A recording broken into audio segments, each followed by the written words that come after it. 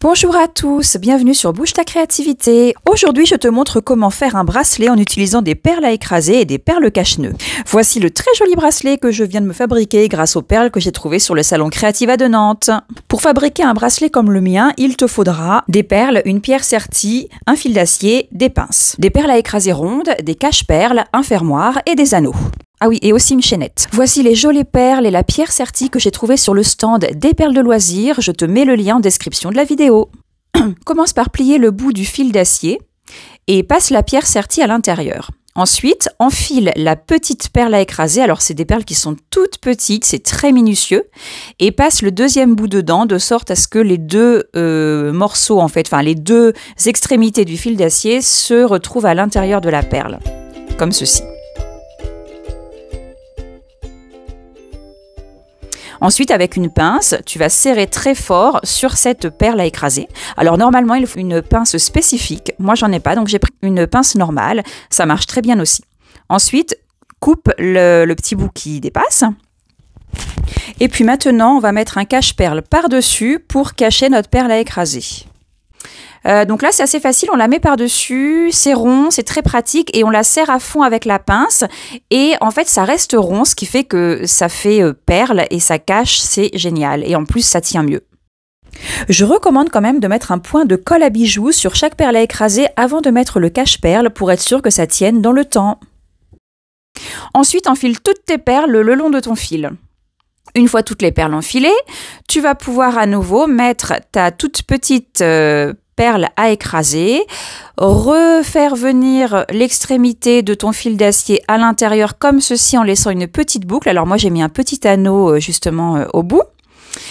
Et donc, alors là, c'est très minutieux à faire, hein. Tu vas faire comme tout à l'heure, écraser ta perle, mettre le cache-perle par-dessus, l'écraser à nouveau, tout en laissant ta petite boucle dépasser au bout pour pouvoir ensuite mettre le fermoir. Avec la pince coupante, tu coupes l'extrémité du fil d'acier qui dépasse. Et le tour est joué. Ensuite, tu peux fixer ton fermoir. Et là, je crois que je ne l'ai même pas à l'image, mais c'est comme l'anneau doré, c'est la même chose. Ensuite, de l'autre côté, tu vas faire la même chose. Tu prends ton fil d'acier, tu le plies en deux, tu passes ta pierre sertie. Tu passes ensuite ta petite perle à écraser qui doit pouvoir regrouper les deux extrémités du fil d'acier. Tu mets ton cache-perle par-dessus, tu l'écrases à fond, tu coupes l'extrémité qui dépasse et puis tu enfiles toutes tes perles. Moi, j'ai rajouté une petite déco étoile avant de mettre toutes mes perles. À la fin, même combat, il faut réussir à mettre la toute petite perle à écraser alors qu'on n'a plus beaucoup de place, à faire revenir le fil à l'intérieur, écraser à fond, couper le fil qui dépasse et mettre le cache-nœud par-dessus. C'est très minutieux, prends ton temps.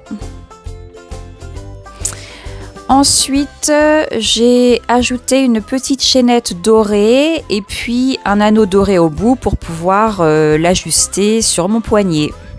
Et voilà mon bracelet. Je suis très contente. Je le trouve très beau. Il est à mon image. Il est vert. Il va très bien avec les autres bracelets que j'ai.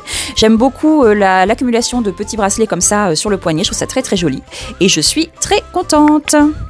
Allez, à toi de jouer, monte un bracelet et montre-le-moi.